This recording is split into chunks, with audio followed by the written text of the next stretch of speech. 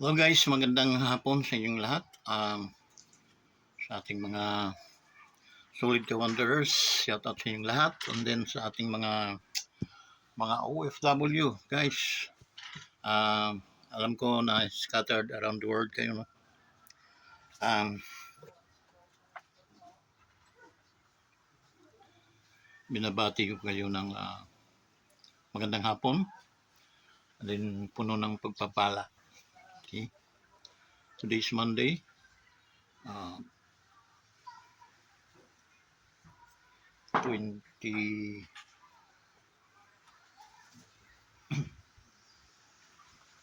23 ata.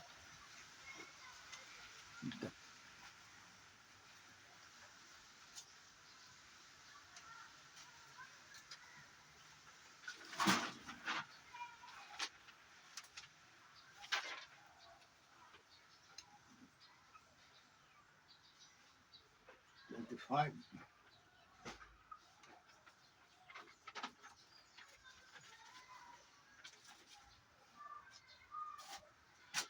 25 Monday.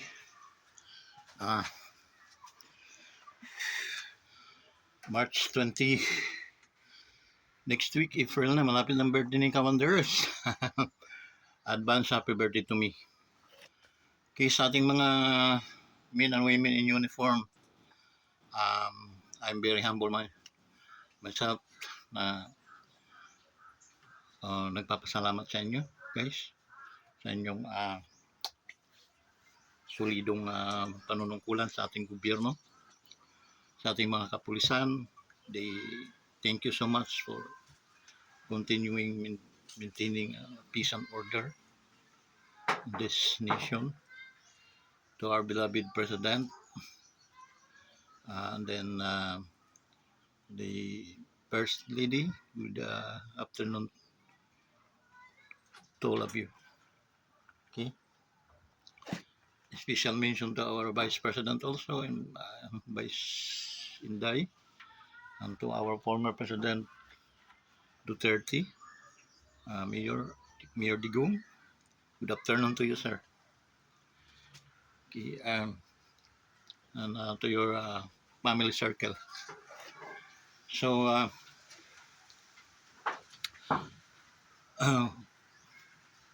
we continue hoping that ma-unite tayo, mabigkis tayo ng dakilang pag-ibig ng ating Panginoon, and then patuloy ang kapayapaan, katahimikan sa ating bayan. Magandang hapon sa inyong lahat. Okay?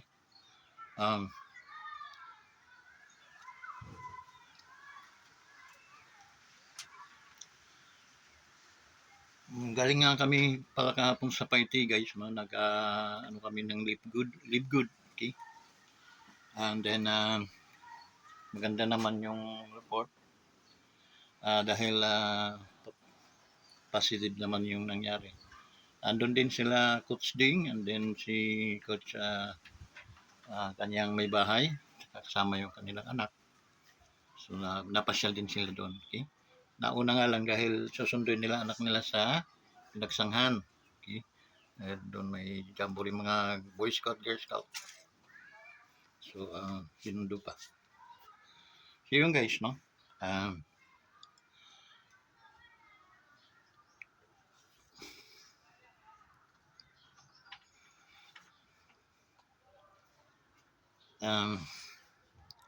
Sama ko naman ang aking may bahay, si Coach Christy. Okay? And then salamat sa mga Kalimgod family, no? Belated happy birthday nga pala kay Karen. Pero nabati na naman natin siya nung birthday niya. Belated kasi ang birthday forever celebration yun.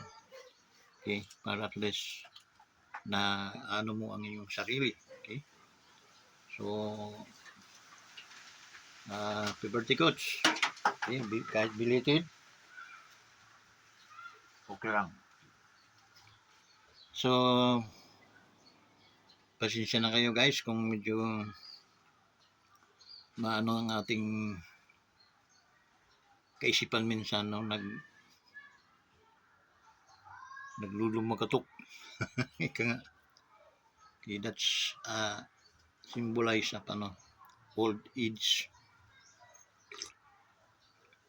Dahil tumatanda na. I am 63, 64 this coming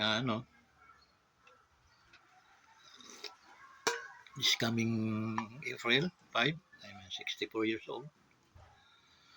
So it's not, hindi biro-birong edad yun. Okay. So, siyempre thankful ako sa ating Panginoon. Dahil nga, binigyan tayo ng ganong edad. Sa aking partner, although hindi naiwasan yung nagkakaanuhan kami. Alam, ang hirap ng ugaling ipinagmana sa akin ng aking mga magulang. Pero misunderstanding lang. And then when I quote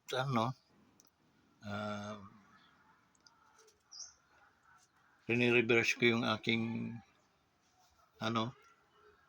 mind, no? Minsan hindi natin na realize, hindi natin na kakalculate na tayo ay may mga pinagdadaan ng mga din over tayo sa gamot. Okay? Ako, ang asawa ko, maraming gamot na nang pumasok sa katawan niya. Supposed to be, we need to understand her, no? Pero as a human, minsan may mga ego tayo, no? Hindi maganda. So reflect. Okay? Pero kung papaliwanag ng gusto ng bawat isa, wala naman kayong dapat pag-awayan, pagdebatihan. Kasi may mga concernees na nadadaan lang sa parang pasigaw-sigaw, no? Balat kayo na kumari galit ka pero concern ka pala. Okay? Ayan, hindi natin mawawala dahil ugali din ng isang tao yan na namamana. Okay? Okay, puro paano? Akala mo yung hindi ka kinikil, no? Hindi misunderstanding, okay? Dahil lack of explanation, dahil nga alop na bawat isa na hindi ka naman, wala ka naman kakwenta-kwenta kausap pag kinikwento ka ganun. Hindi lahat ng panahon ay ganun tayo, mayroon changes ang tao, okay? Na malay mo na mo rin na dapat nagsabi ka, okay, para at least naunawaan, hindi mag-iisip ng hindi maganda. So pero minsan nakakasakit tayo, no? Ay instead na concern tayo, pala nakakasakit tayo. So di ba, masalimuot. Masalimuot. Ay, ayaw magpaliwanag eh. Okay? Tayo naman gusto nating malinaw, paliwanag. Okay? So nothing to say to us sorry, no?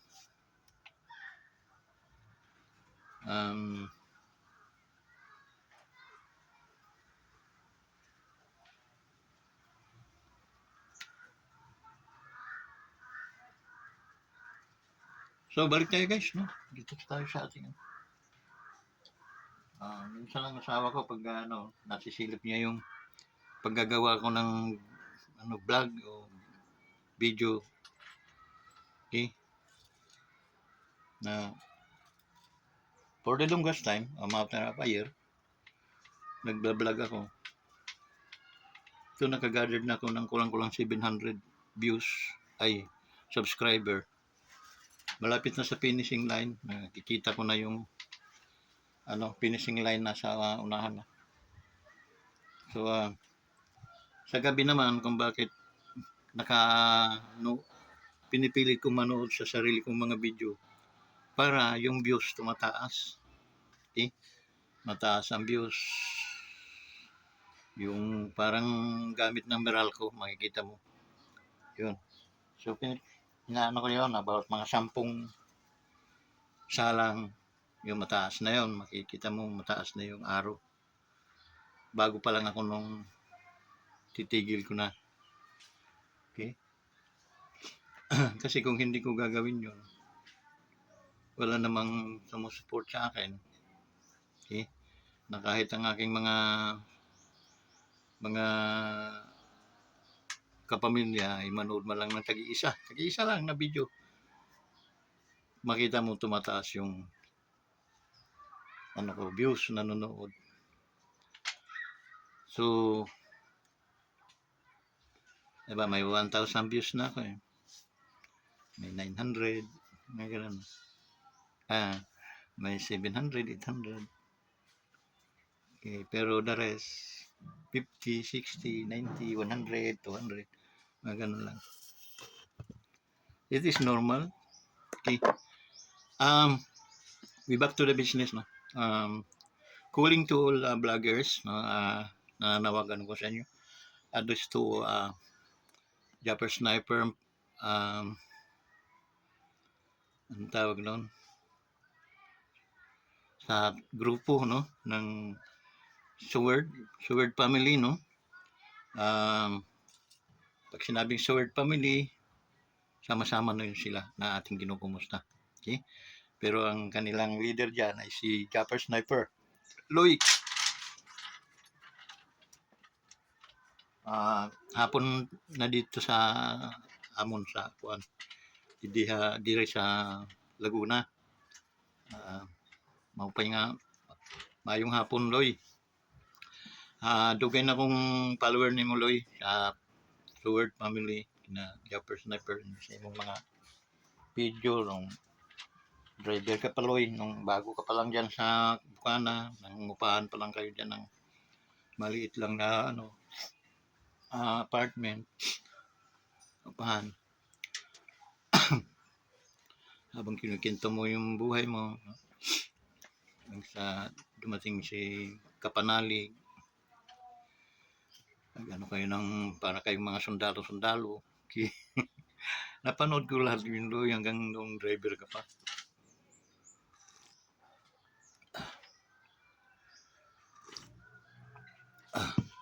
Nag-vlog ako, pero ang nasa 600 plus pa lang. 1 year na ko, Loy, mahigit. Nag-vlog. Wala, hindi ko siguro gift talaga ito, pero hindi ako na-surrender. Gusto ko lang mag-share ko business niyo, Loy, na paningdagan, dagdag sa income. Hindi naman lahat ng panahon nasa YouTube tayo. Okay? Pag-aralan nyo, Jap,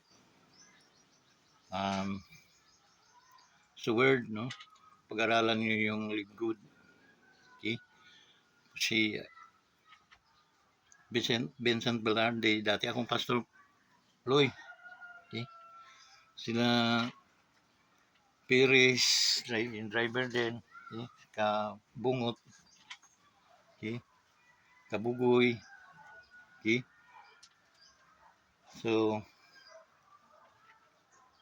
sila Talsik, ay Hansik, Talsik, Hansik, si Juan, si Tungripiri, yun. So, lagi akong taga-subaybayan yun. Pati kina, yung una mong naging mga kadikit talaga, yun sila, Kamuning.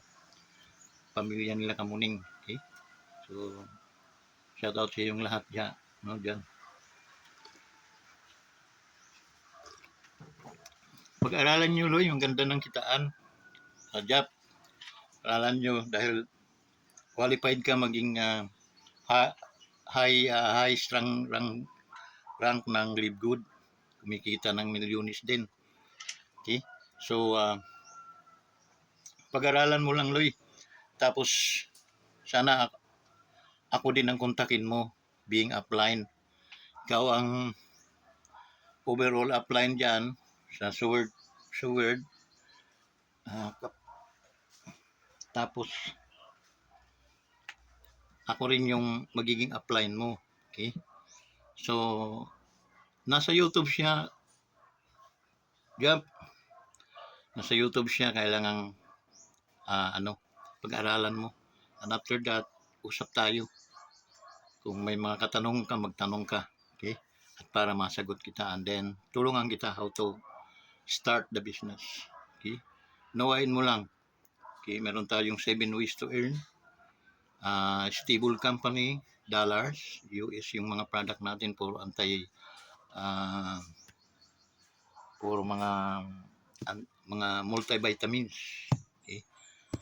So, pag-aralan nyo, Loy, sana a few days from now, may settle na natin to. Additional income ng Sword family, ng ating mga vlogger na habang kumikita sila sa YouTube, now, kikita din sila dito sa Live Good. Matagal ito, 15 months pa lang tayo dito sa operation ng Live Good.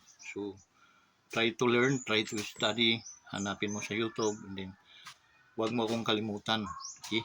Vincent Bilardi siya ka-Wanderers, yun ang kausap mo sa Live Good. Maraming salamat, Tol. Idol, Jat, ingat kayo. Regards to your family, regards to Sword family also. So yun, thank you so much. God bless you. Ingat kayo palagi. Bye-bye.